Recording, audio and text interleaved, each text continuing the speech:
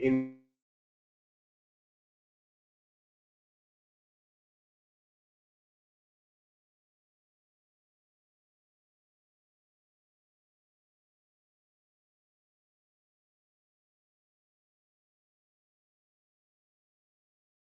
the audio, you can either raise or able to toggle on the side of your panel.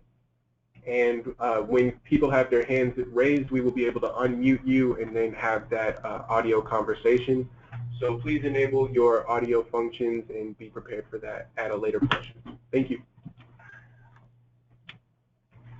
I'm Sasha Horwitz. I'm the Government Affairs Director of the Link Learning Alliance, and I'll be leading this today with help from Gary Hochländer, the President of ConnectEd, the California Center for College and Career. Before we dive into the CTE incentive grant, I want to take a moment to review the 4 integrated components of Link Learning. And I say integrated because Link Learning is only successful when all 4 of these components are working in tandem. So first, we want to make sure that we're prioritizing rigorous academics that meet California's universities' college-ready standards. This would include alignment with the Common Core and Next Generation Science standards. Next, we want to talk about a sequence of high-quality career technical education courses. The sequence is really the operative word here because a single CTE course or 2 unrelated CTE courses don't provide students with the experience they need compared to a sequence of courses that build on one another. Third, incorporating work-based learning opportunities so that students have actual exposure to experiences like job shadowing, apprenticeships, internships, professional skill building opportunities, after-school programs, and more. And finally, supports and services to make sure that students stay on track to graduate and ready to transition to the next phase of their education and career. So with that in mind, let's move on to a discussion of the CTE incentive grant program itself.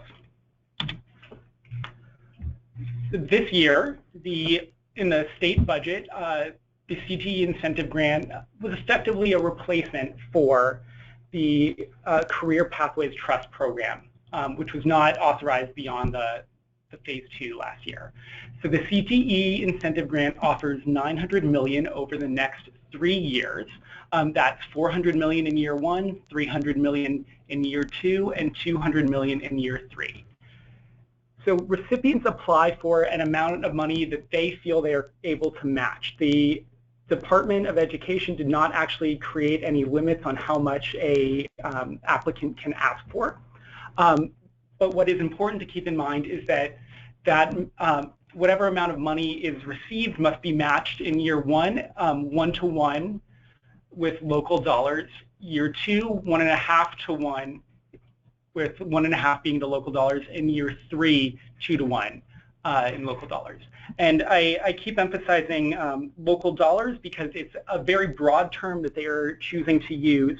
And basically any source of money that is directly related to CTE programs, except for Career Pathways Trust dollars, can function as this local match.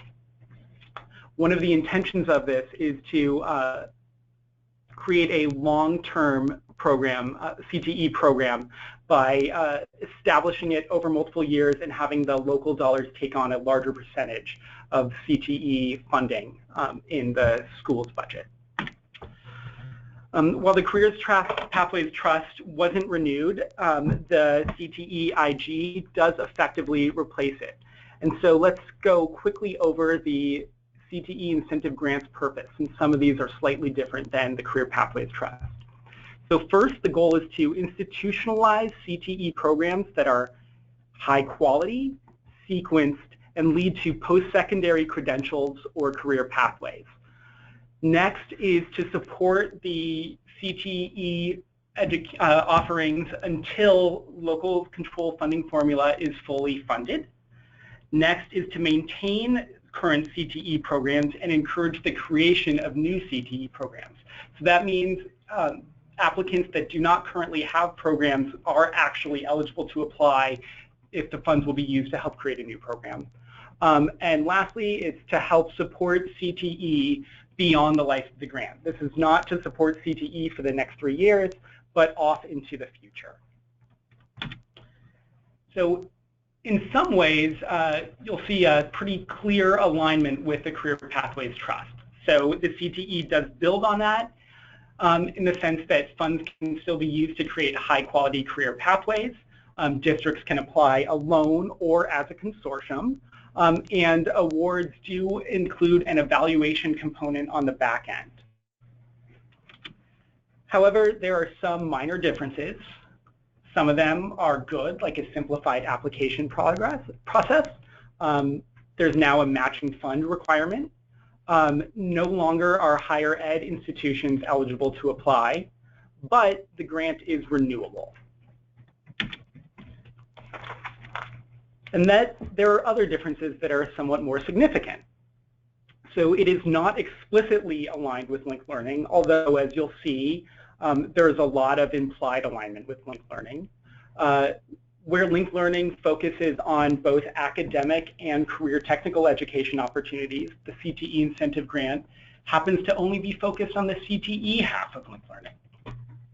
There is somewhat less flexibility in terms of the pathway structure, so they must be aligned with CTE industry pathways. And finally, there is more focus on introducing and maintaining CTE opportunities than improving and enhancing them, something that this Career Pathways Trust emphasized more than this does. We say that even though we think it's still important to focus on making sure that you are improving and enhancing your programs as you think about how you'll be spending these dollars.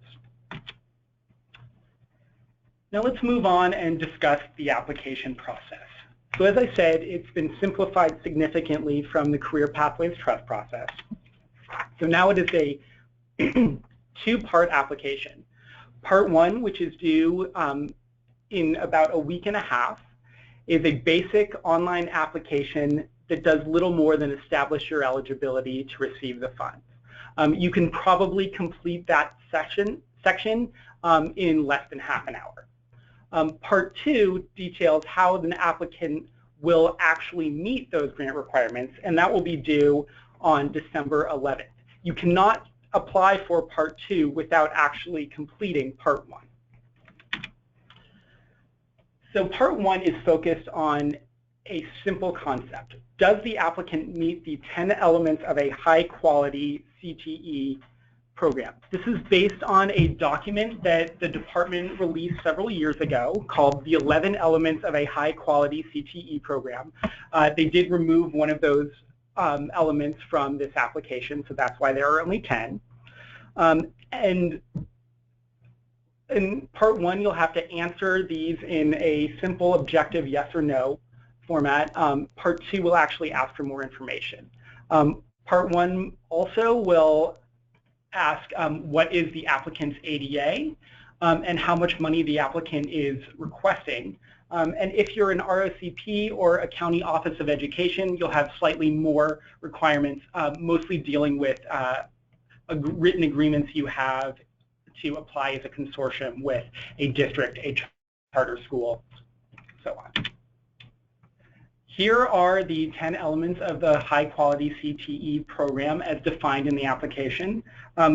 We've highlighted the parts that connect most closely with linked learning itself. So you can see these. They're also going to be available on the application website itself, so don't worry if you can't write down fast enough. In addition, we'll make sure that this PowerPoint is available on our website at the end. So I want to call attention to number one, which is probably the most important for people who support linked learning, and that is that the CTE program would have to offer a high-quality curriculum that provides a coherent sequence of CTE courses and enables pupils to transition to post-secondary education programs. Next, we'll move on and point out that the program should provide pupil support services, which is very similar to one of the pillars of linked learning. Next, It should provide for system alignment with post-secondary educational institutes, and this would be documented through formal written agreements.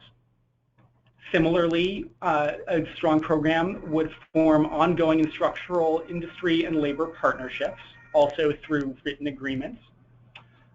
Next, we'd include additional supports such as after-school, extended day, out-of-school internships, competitions, and other work-based learning opportunities. Next, the high-quality programs will focus on high-skill, high-wage, or high-demand applications. They will lead to an appropriate post-secondary training or employment in an industry-recognized area. Number 9, very important, courses should be staffed by skilled teachers and faculty. And 10, which should be no surprise to any of us, will require reporting data to allow for an evaluation of the program. Again, all of these can be found on the application page, which is available at this website. Remember that Part 1 needs to be submitted by November 30th. I'll let everybody take a moment and make sure that they have this link. This is where you would go to apply directly for Part 1.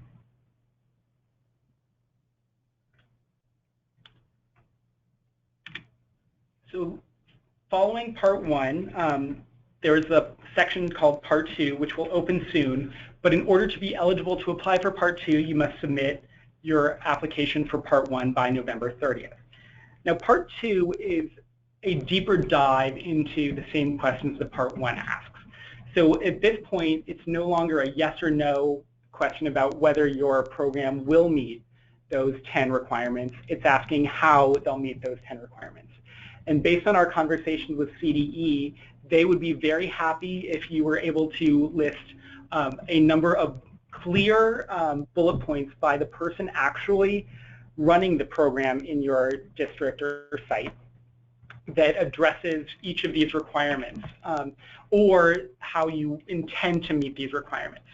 CTE is also very clear that they are not interested in seeing how good you write, and they emphasize that they would not like to see you hire a grant writer. They would much rather see the person who is actually running this program show their understanding of the high-quality CTE programs in the area.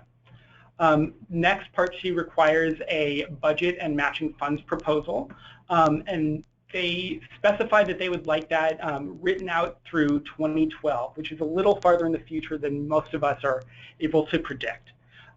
Remember that matching funds must be real dollars. They cannot be in-kind matches, so you can't count a computer you received, but you could count LCSF dollars. They cannot include California Career Pathways Trust dollars, which we've expressed before, and any dollars you're spending as the local match must be directly rated to CTE operations. So now that we've gone over a little bit of the application process, we want to quickly cover what strategies would make a strong CTE application. So first, you'll want to make sure you focus on sustainability. The CTE has made very clear that they're interested in the long-term sustainability of high-quality CTE programs. So that means you want to have a vision for what to do with CTE once CTEIG funding runs out, how you'll incorporate this into your budget using LCFS funds or other local funds you might have. They want to see a very clear 3-year sustainability program explaining what you'll do once the funds do expire. It's also very important to focus on a strategic view of CTE, which means you're committing to not just career readiness and career readiness in the linked learning model. You want to think about improving your program, not just maintaining a program that you might already have in effect. You also want to focus on the jobs of tomorrow's economy, which is one of the reasons you should be developing a relationship with industry in your area. You can also focus on curriculum, professional development, and the teacher pipeline. And just to recall, with the emphasis on high-quality CTE programs, You want these to include elements like coherent CTE sequences, strategies for helping your students transition to post-secondary, offering student supports and counseling, formalizing those written partnerships with local industry and the labor force, explaining what opportunities you'll offer beyond the normal school day, and how you'll ensure that you have skilled teacher and faculty. So with that, I want to hand this over to Gary Hoaglander, President of Connect Ed, to talk about ways to use CTEIG funds to strengthen linked learning practice. Gary, if you're ready, please go ahead. You may be muted. Thank you, Sasha. Good morning, everybody. This is just, it's a terrific opportunity that is presented to us by the Career and Technical Education Incentive Grant.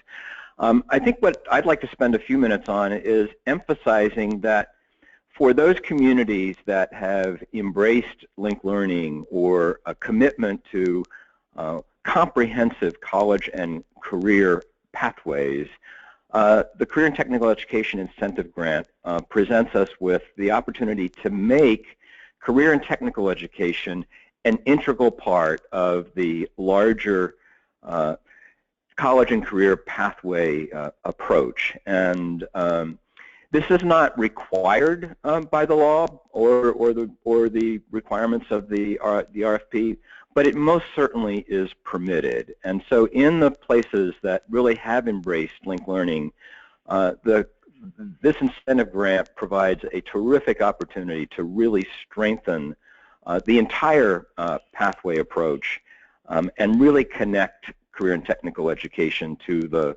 larger pathway framework. So what that means is that as you think about how to use the resources that are available under the Career and Technical Education Incentive Grant, some things to really focus on are how to employ these resources to better integrate career and technical education with the core academics, the math, the science, the English, the social studies. As many of you have heard us say, perhaps too often, linked learning is as much about changing the way we teach the core academics as it is about delivering high-quality career and technical education and really capitalizing on the interaction between the two. It means that there's an opportunity here to really think hard about how to align the secondary, or for that matter, even the K-12 or 7-12 aspects of pathways with post-secondary and apprenticeship programs. It's an opportunity to use these funds to make dual enrollment where appropriate a key feature and a key opportunity for students who are participating in pathways. And of course, it's also an opportunity to either establish or strengthen the kinds of partnerships that K-12 has with local industry and business, as well as post-secondary partners and other local stakeholders.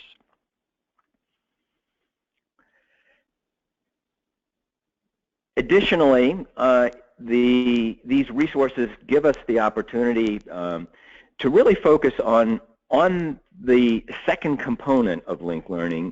What is a really high quality, coherent cluster or sequence of career and technical education courses?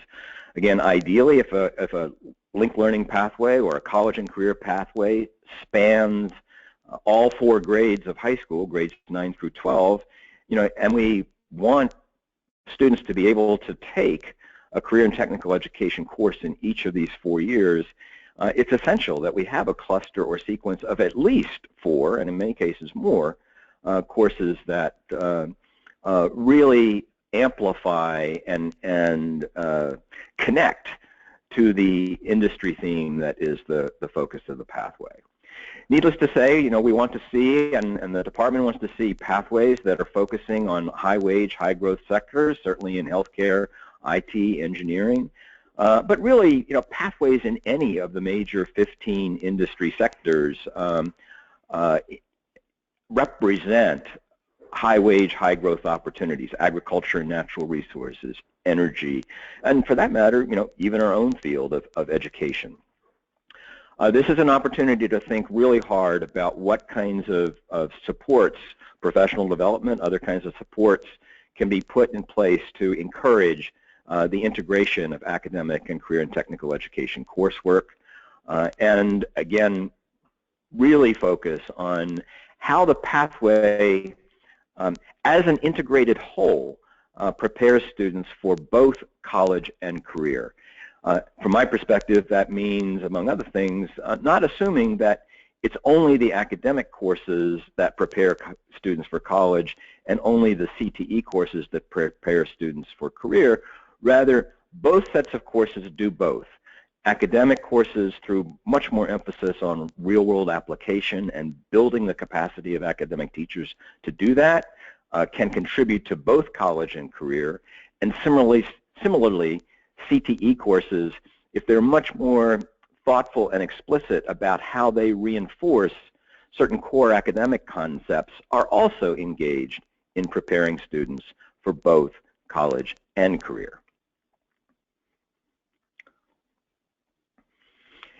As we, again, sort of frame our overall approach to using the Career and Technical Education Incentive Grant in the service of really strong, comprehensive college and career pathways, it's important that we are thinking about designing pathways in ways that serve and support all students, regardless of future career and college aspirations. This is absolutely about preparing students for the full range of post-secondary opportunities, as well as access to high-wage, high-skill careers.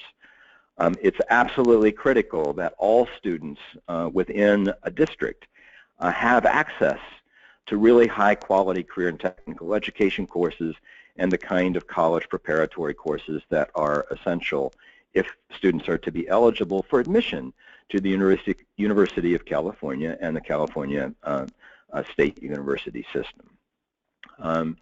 It's a wonderful opportunity to expand CTE course offerings and to begin to incentivize and think hard about how we expand the number of effective, high-quality career and technical education teachers.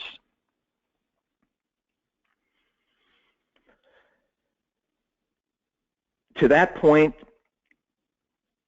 certainly applications after November 30 could be thinking hard about how to use some of these resources to deliver the kind of professional development to both academic and career and technical education teachers that build their capacity to integrate curriculum, that build their capacity to engage in multidisciplinary, challenging project-based learning.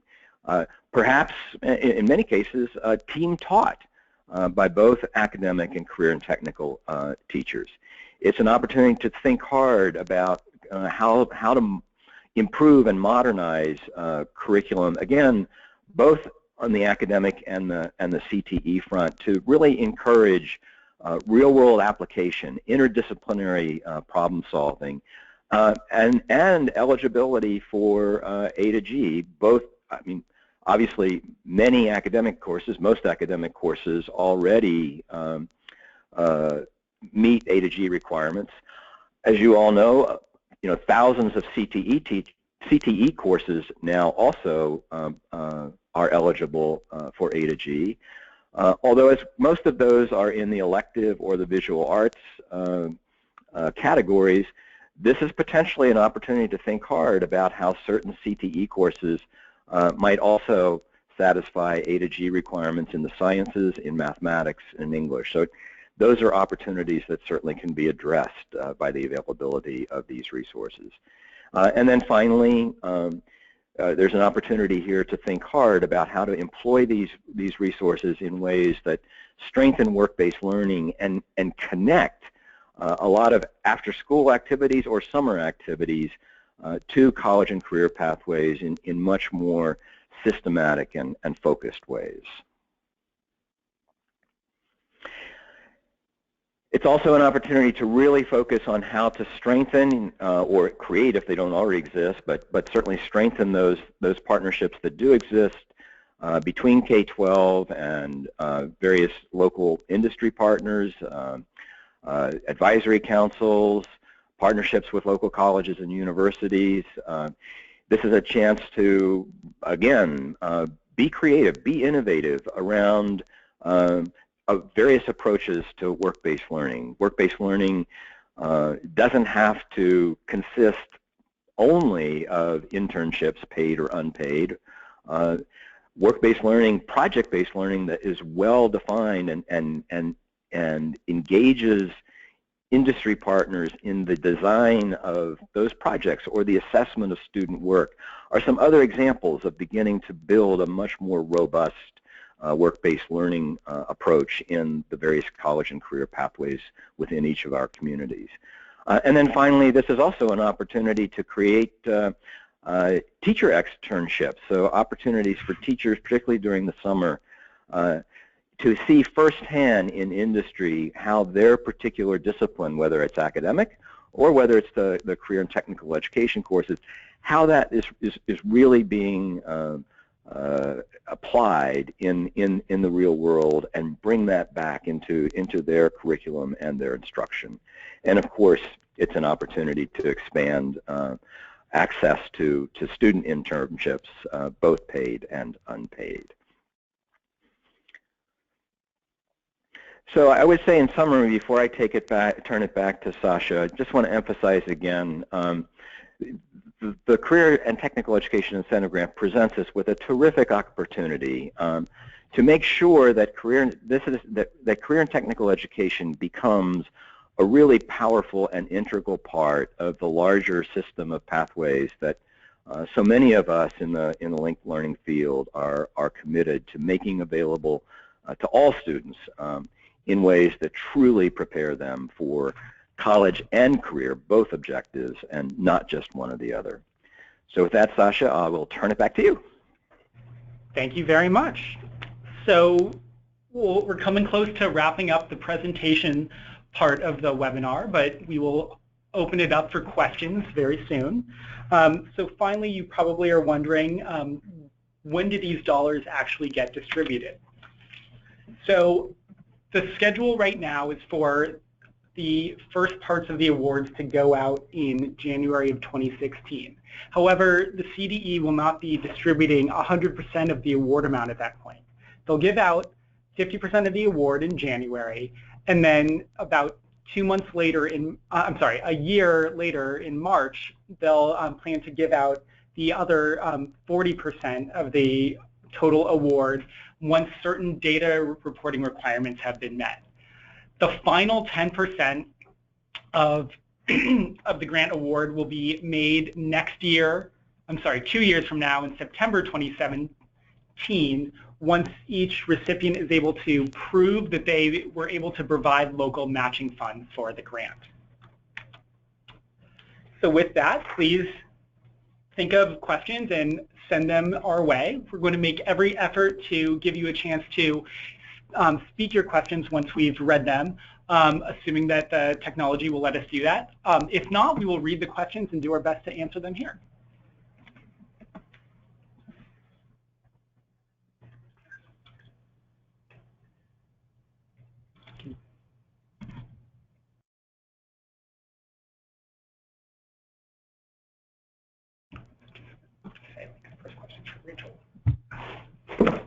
So we have our first question from Rachel, and I will read this one.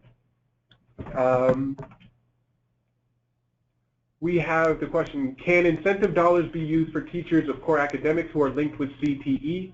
For example, would core academic teachers be able to use funds for externships if they attended with their CTE partner?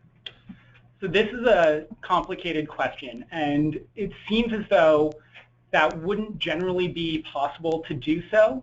However, if you can prove that the funds are explicitly and entirely used for CTE purposes, then it should be possible. If you need more clarity, we'll shortly give you the email address to ask questions directly of the Department of Education who can provide clarity for something like that. The next question that we have, will there be an annual evaluation beyond reporting on the various performance outcomes? The application is very specific about what kind of data reporting is required. All of that is listed in Part 1, although for space we did not include it in this webinar. But when you go to the first page of the application on PGMS, we included a link on the webinar and it will also be available on our website. You'll see all the specific data reporting requirements that are required. Next question, for those of us with cohorted linked learning models, are you suggesting that the academic teachers' salaries may count as a match? Generally, no. This again is similar to the first question. Dollars would have to be spent explicitly on CTE-related programs, and in most cases it doesn't sound like that would actually fit. The next question is regarding timeline. When will the window open to complete Part 2 of the grant? Part 2 should be available immediately after Part 1. It's due on December 11th, so there's a very short window to actually complete Part 2. And I believe CDE will make that available either once your application is submitted or immediately after the November 30th deadline. Do the rules of the grant expenditures allow us to pay for internships? I believe that would be possible, although that is another question that should be directed to CDE for clarification. Can we adjust the amount we ask for each year? I actually don't know if they've addressed that at all. Again, a question that you'd want to direct to the program.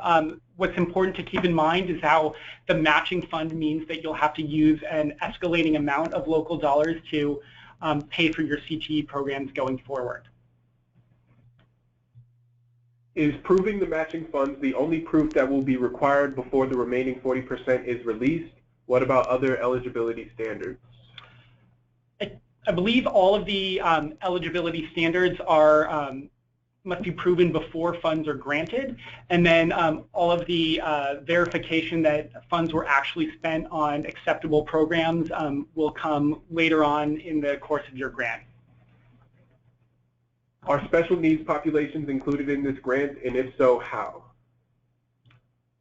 I don't believe they were called out explicitly in any area of the statute or the grant that I've seen.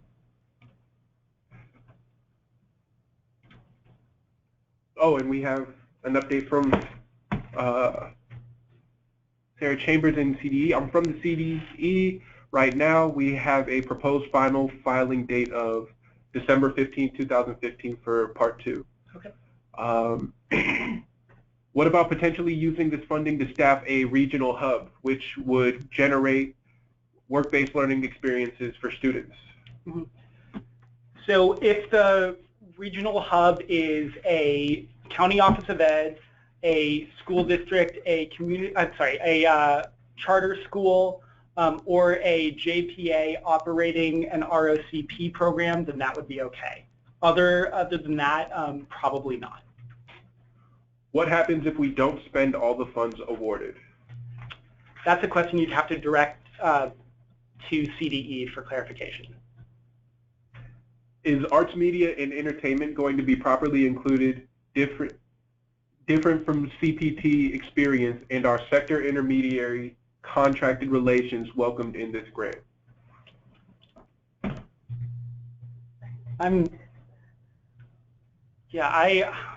That's a little bit above my pay grade.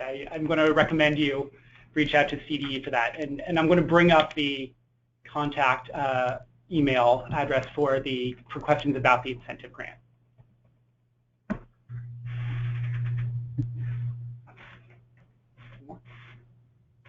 Could you provide some examples of allowable ways to incentivize teachers to obtain CTE credentials?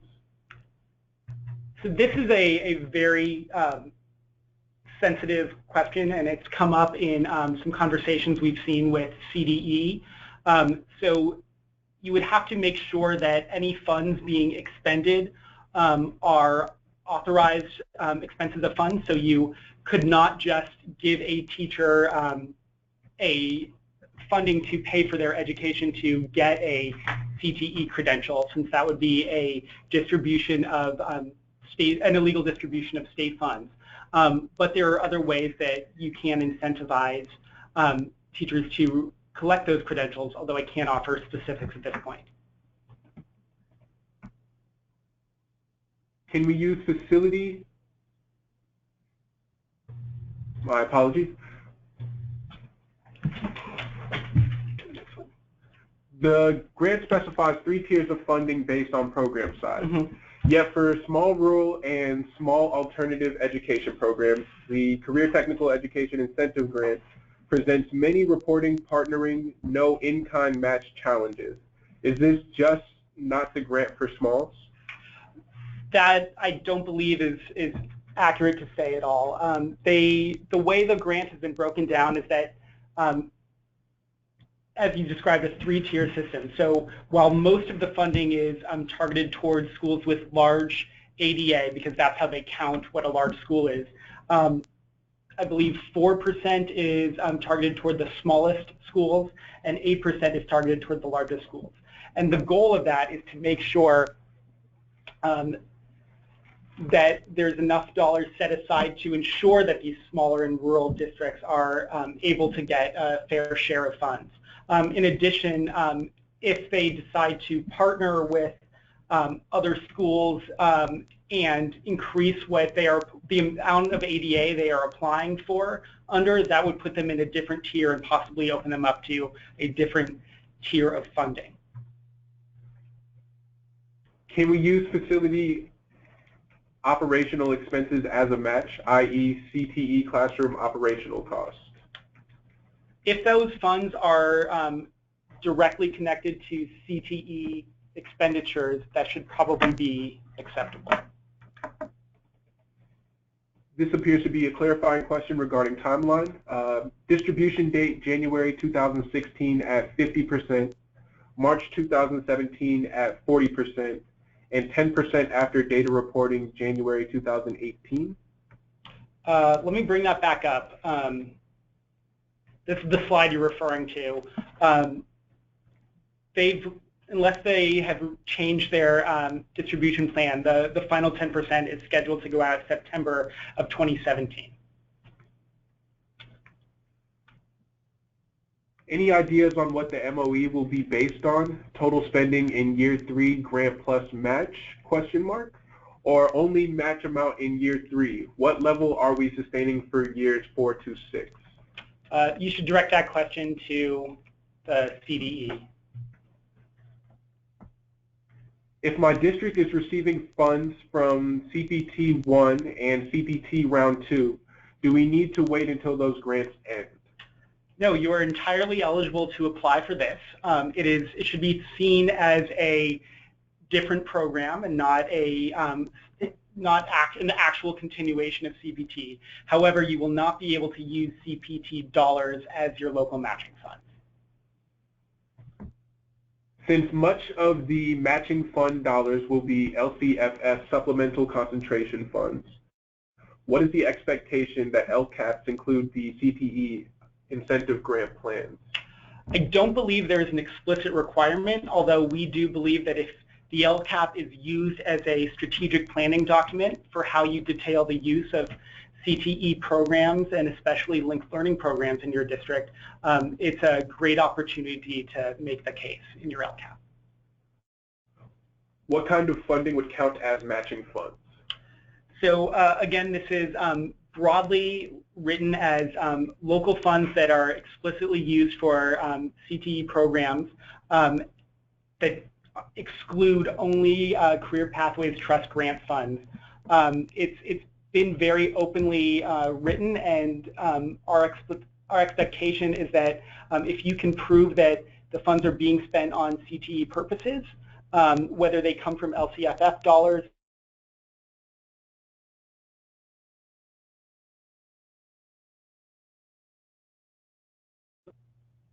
Can general education teachers be in the process of obtaining a CTE credential? and have incentive dollars been used to support that process?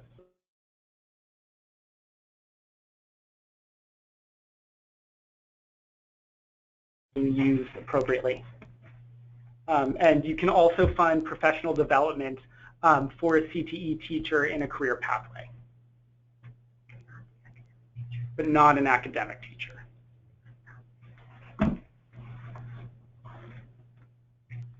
Can you give an example of a way that funds are both explicitly used for CTE purposes and provides funds for the core academic courses in a pathway?